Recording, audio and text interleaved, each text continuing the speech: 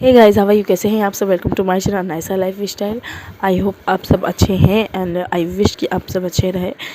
तो गाइस, आज मेरी गला थोड़ी सी ख़राब है तो डोंट माइंड, आप माइंड मत करिएगा क्योंकि बहुत ज़्यादा खराश हो गया है मुझे। पर वीडियो बहुत ज़्यादा डिले भी होना अच्छी बात नहीं है। मैं ऑलरेडी 2 से 3 दिन वीडियो को डिले करती रहती हूँ।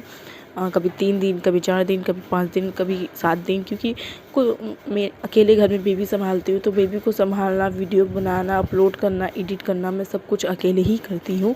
मेरे हस्बैंड सुबह जॉब में जाते हैं तो शाम को ही सीधा आते हैं। कभी कतार होता है कि वो आफ्टरनून में आ जाते हैं, नहीं तो वो शाम को ही आते हैं, जिससे कि और उनके आने के बाद मुझे वीडियो मैं नहीं बना पाती हूँ क्योंकि मेरे एक ही रूम है। तो एक ही रूम में वीडियो बनाना, एडिट करना, बेबी संभालना, घर संभालना, खाना बनाना, सब कुछ बहुत डिफ़िकल्ट हो जाता है। तो इसीलिए मैं नहीं कर पाती हूँ उनके आने के बाद शाम को, और अपने बेबी के उठने के बाद भी मैं नहीं कर पाती हूँ। ये जो आप वीडियो देख रहे हैं ना, मैं हमेशा मॉर्निंग में ही इसे शूट करती हूँ। मॉर्निंग मतलब कि एकदम मॉर्निंग जो 6 बजे होते हैं या 6:30-7 बजे होते हैं, मैं इतना बजे ही इस सारी वीडियो को शूट करती हूँ। एडिट तो मैं कभी भी कर सकती हूँ, दिन भर में एडिट कर सकती हूँ, रात सुबह शाम कभी भी मैं एडिट कर सकती हूँ। पर ज़्यादातर मैं एडिट भी रात ही को करती हूँ क्योंकि ज़्यादातर एडिट में 3 या 4 बजे जो सुबह होती है उतना बजे ही मैं एडिट करने बैठ जाती हूँ, क्योंकि फिर मेरी बेबी उठ जाती है, फिर घर का काम है। सुबह अगर उठ के घर का काम, आप जानते ही हैं लेडीज़ के लिए घर का काम कितना होता है। तो घर का काम होता है, फिर बेबी को संभालना होता है, उनका मालिश होता है, उनका ध्यान रखना होता है, उनकी केयर करना होता है, फिर घर संभालना होता है, खाना बनाना होता है। तो बेबी को केयर करना होता है, वो रोती रहती हैं तो उनका भी केयर करना होता है, उन्हें समय समय पे मेडिसिन देना होता है। तो इसलिए क्या होता है ना, तो ये जो वीडियो है मैं बहुत सुबह ही देती हूँ, और मैं ज़्यादा डिले इसीलिए मुझसे हो जाते हैं। बेबी को संभालना बहुत बहुत डिफ़िकल्ट है। अकेले माँ के लिए बहुत ज़्यादा डिफ़िकल्ट हो जाता है कि अकेले घर में बेबी को संभालो। वैसे मैं मम्मी के पास चली जाती हूँ तो मुझे कोई टेंशन नहीं होता है, मेरी मम्मी का घर भी पास ही में है, तो मैं उनके पास चली जाती हूँ तो कोई टेंशन नहीं होता, वो आराम से देख लेती हैं। पर जिस दिन मैं नहीं जाती हूँ उस दिन मेरे लिए बहुत हैट्रिक हो जाता है। दिन भर उसे संभालना, उसको रखना बहुत ज़्यादा हैट्रिक हो जाता है, घर संभालना।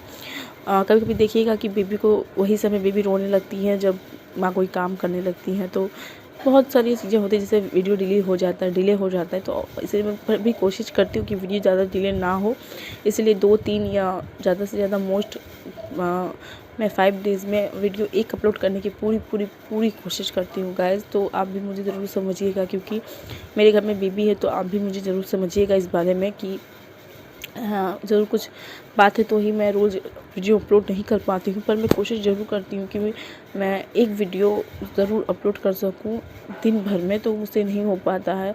अगर मैं शूट कर भी लेती हूँ वीडियो, तो फिर मुझे एडिट करने में 1-2 दिन लग जाते हैं कि अब करूँगी, तो ज़रूर कोई काम आ जाता है तो मुझे एडिट करने में 2-3 दिन लग जाता है। फिर वॉइस ओवर करने में मुझे 2-3 दिन लग जाता है। सोचते टीवी को देखते सोचते मुझे काफ़ी दिन लग जाता है, तो इसी वजह से मेरा डिले होते जाता है। तो गाइस, बहुत सारी बातें हो गई हैं।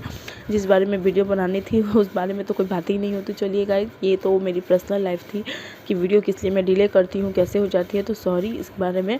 और आज मैं जो आप लोगों को बताने जा रही हूँ वो बहुत इम्पोर्टेंट है। वो है कि आपकी बहुत सारी माएँ एक सवाल मुझसे बहुत पहले पूछ रही थी कि मैं अपने बेबी को 0 लेग देती हूँ और 0 लेग क्या मैं कंटिन्यू कर सकती हूँ। तो ये है 0 लेग, आप देख सकते हो, ये है 0 लेग। तो और अगर आप ये अपने बेबी को देते हैं तो इसके कुछ जुड़ी हुई बातें भी आप ज़रूर ध्यान दीजिए और ज़रूर याद भी रखिएगा इससे जुड़ी हुई कुछ बातें। तो ये 0 लेग है, ये क्या है, इसका यूज़ क्या होता है, इसके बेनिफिट क्या है, इसके साइड इफ़ेक्ट क्या है, इसके क्या होते हैं, सारे लक्षण मैं आज आप लोग को बताने जा रही हूँ। बहुत इससे जुड़ी जानकारी आपको ज़रूर मैं आज बताने जा रही हूँ। तो ये 0 लेग मिल्क है, फार्मूला मिल्क है। जो नॉर्मल मिल्क होता है वो सिमिलेक, लैक्टोजिन, एक्स्ट्रा, नैनप्रो, बहुत सारे होते हैं, इन्फॉर्मिल, बहुत सारे होते हैं। वो नॉर्मल मिल्क है जो अपने बेबी को आप कंटिन्यू कर सकते हो। पर जब ये सारे जो फार्मूला मिल्क है उन सब से बेबी को साइड इफ़ेक्ट होता है। जब बेबी को कॉन्स्टिपेशन शुरू हो जाता है, बहुत बहुत ख़राब वाला दस्त शुरू हो जाता है, बहुत वाहियात दस्त शुरू हो जाता है, तब आपके बेबी को डॉक्टर रिकमेंड करते हैं जीरो लैक फार्मूला मिल्क कि आप अपने बेबी को जब तक दस्त आराम नहीं हो जाता है आप उन्हें यही दीजिए। अगर आपके बेबी को दस्त की बहुत गंभीर समस्या है तो उसके लिए ही ये जीरो लैक बना होता है कि बेबी को रिलीफ मिल सके, और ये सच में काफ़ी कारगर भी है। मैं अपनी बेटी के लिए हमेशा रखती हूँ, दोनों पैकेजिंग रखती हूँ। ये छोटा वाला पैकेजिंग है, इन छोटा वाला पैकेजिंग ही आई थिंक 250 रुपये में आता है, तो ये 200 की 250 ml का है आई थिंक, नहीं दिख रहा है मुझे। और zero lac lactose and sucrose free inform milk subtitle type a specialist inform milk substitute containing soya protein. ये सोयाबीन प्रोटीन से कुछ बना हुआ है आई थिंक। तो इसका यूज़ कॉन्स्टिपेशन या फिर कह सकते हैं दस्त में काम आता है। बच्चों की दस्त में बहुत रिलीफ होती है, बहुत ज़्यादा रिलीफ होती है बच्चों की दस्त में। और इसे बनाना कैसे है मैं आप लोगों को बता देती हूँ। एक कटोरी और चम्मच को साबुन और पानी द्वारा अच्छी तरीके से धो लें। इन्हें 5 मिनट तक उबाल लें पानी में। पहले किसी साफ बर्तन में पीने का पानी 15 मिनट तक उबाल कर उसे गुनगुना होने दें। पहले से ही स्टीरिल की हुई चौड़े मुंह की कटोरी में जीरो लैक की दर्शाई गई अपेक्षित मात्रा लीजिए। गुनगुने पानी की मात्रा मापी हुई मात्रा मिलाकर अच्छी तरीके से घोलिए, जिससे समान रूप से मिश्रित आहार तैयार हो जाए।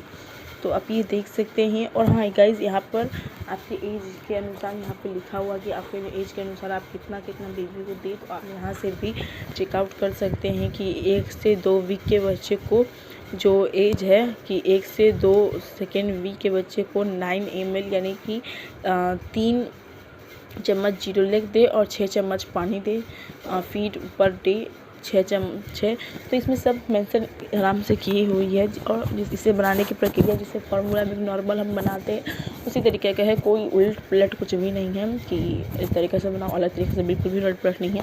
जिस तरीके से हम गुनगुने पानी को 15 मिनट तक उबालते हैं, उसे साफ़ करते हैं, उसे ठंडा करते हैं, सब कुछ कर। अगर आप गाइस पूछोगे मुझसे कि मैं अपने बेबी को किस तरीके से गुनगुना पानी जो होता है फार्मूला मिल्क के लिए रेडी करूँ, तो वो भी मैं आप लोगों को ज़रूर बताऊँगी, ज़रूर बताऊँ। कमेंट करिएगा तो भी बताऊँगी, नहीं भी करिएगा तो एक दो दिन में उसका भी वीडियो ज़रूर आ जाएगा। और जो होता है एक और बात कि फार्मूला मिल्क किस तरीके से बनाया जाता है तो मैं आप लोगों को वो भी बता दूँगी।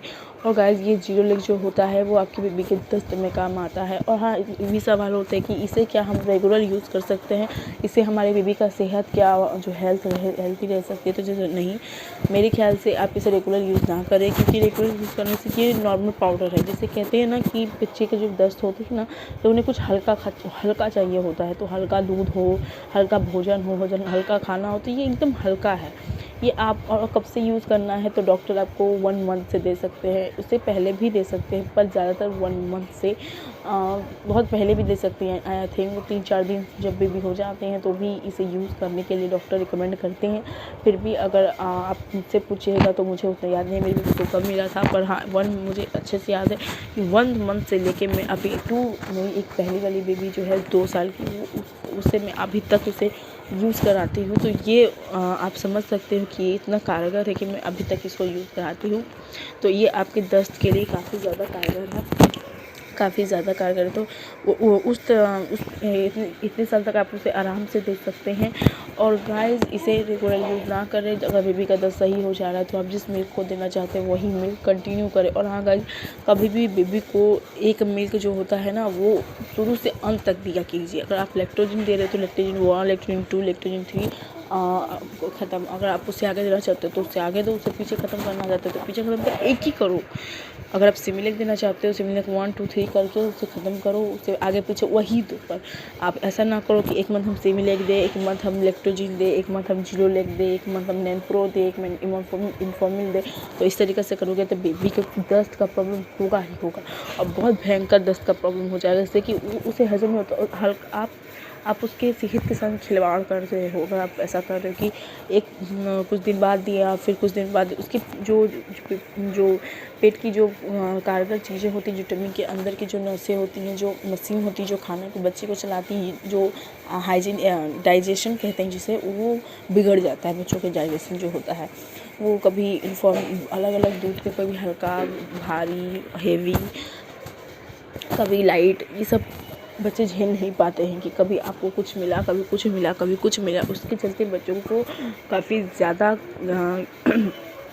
ज़्यादा बच्चों को प्रॉब्लम झेलना पड़ता है उन्हें बहुत। इसके चलते अगर आप जीरो लग भी देंगे ना उन्हें तो बहुत ज़्यादा साइड इफेक्ट भी हो जाते हैं। तो यही बात आप याद रखिएगा कि जब भी आप बेबी को फार्मूला मिल्क दें तो एक ही मिल्क हमेशा चलाते रहें, बार बार उसे चेंज ना करें। और हाँ गाइज़, इसके 2 पैकेजिंग आते हैं तो मैं आपको बता रही थी। एक छोटा वाला पैकेजिंग तो मैं आपको दिखा दी हूँ, ये है बड़ा वाला पैकेजिंग, तो इसका भी आप घर में रख सकते हैं। ये भी काफ़ी, दोनों एक ही है गाइज़। तो दोनों की प्राइस जो है वो अलग, दोनों की प्राइस ये 400 ml की है, वो छोटे वाले 200 ml की है गाइज़। और इसकी प्राइस आई थिंक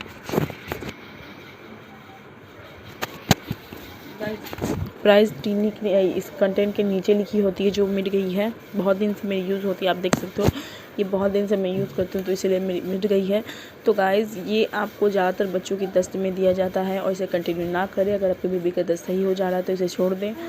और हाँ गाइज़, ये फार्मूला मिल्क याद। और हाँ गाइज़, अगर ये छोड़ने के बाद आपके फिर बेबी को कॉन्स्टिपेशन, दस्त की शिकायत होती है तो एक बात आप याद रखिएगा कि 2 चीज़ अपनी बेबी को ज़रूर दीजिएगा। एक होता है नियोपिप्टीन, जो बच्चों की गैस की डाइजेशन की सबसे अच्छी दवा होती है।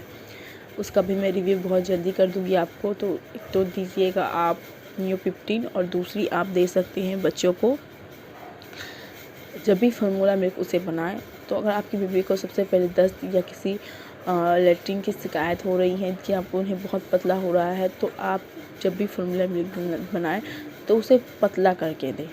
ये बात मैं आप लोग को ट्रिक बता रही हूँ गाइस, इसे ज़रूर यूज़ करिएगा। ये ट्रिक है एक तरीके की। जीरो लेग पतला करके ना दें, क्योंकि जीरो लेग आप बच्चे को उसी मात्रा में दें, क्योंकि उससे बच्चे को काफ़ी ज़्यादा रिलीफ मिलेगी। तो जीरो लेग तो आप पतला बिल्कुल भी ना करके दें। आप जो बेबी को फार्मूला मिल्क दे रही हैं, जो भी फार्मूला मिल्क आप बेबी को दे रही हैं उसे ही पतला करके दें। और जैसे 2 चम्मच की बजाय 1 चम्मच दें, पानी ज़्यादा दें। पतला करके आप देंगे तो बेबी की समस्या काफ़ी जल्द आराम होगी, रिलीफ होगी। और हाँ गाइस, डॉक्टर हमेशा ये कहते हैं कि फार्मूला मिल्क चेंज करो, जीरो लेग पिलाओ, चेंज करो, जीरो लेग पिलाओ। तो पर डॉक्टर ये कभी नहीं कहते कि माँ का दूध चेंज करो, ये कभी नहीं कहते। अगर आप कहोगे ना कि मैं फ़िटिंग कराती हूँ अपनी बेबी को, तो डॉक्टर कहेंगे कि आप अगर फ़िटिंग कराती हो तो ठीक है, बस सिर्फ दवा देंगे, जीरो लेग भी उन्हें देने की कोई ज़रूरत नहीं पड़ेगी, सिर्फ दवा देंगे। पर अगर आप फार्मूला फ़िटिंग करा रहे हैं अपनी बेबी को तो वो आपको जीरो लेग ज़रूर देंगे। तो गाइस ये याद रखिएगा कि अगर जितना हो सके आप फ़िटिंग कराएं अपनी बेबी को, तो उससे क्या होगा, बेबी को काफ़ी ज़्यादा रिलीफ मिलेगी। तो गाइस अगर आप मेरी बात समझ सके, मेरी बात सुन सके, तो इसलिए अगर आपको मेरी बातें अच्छी लगी हो तो प्लीज़ लाइक शेयर, एक लाइक, एक शेयर, एक सब्सक्राइब ज़रूर दबा दें। ये बिल्कुल फ्री है गाइस, इनका ना तो आपको पैसा लेना पड़ता ना मुझे देना पड़ता। मैं अपनी नॉलेज के लिए जो आप तक पहुंचा सकूं उसके लिए मैं सिर्फ एक वीडियो बनाती हूँ। तो गाइस प्लीज़ अगर आपको मेरी वीडियो हेल्पफुल लगे, अच्छी लगे, लाइक लगे तो प्लीज़ एक bell icon share, like, subscribe ज़रूर कर दें। Thank you guys.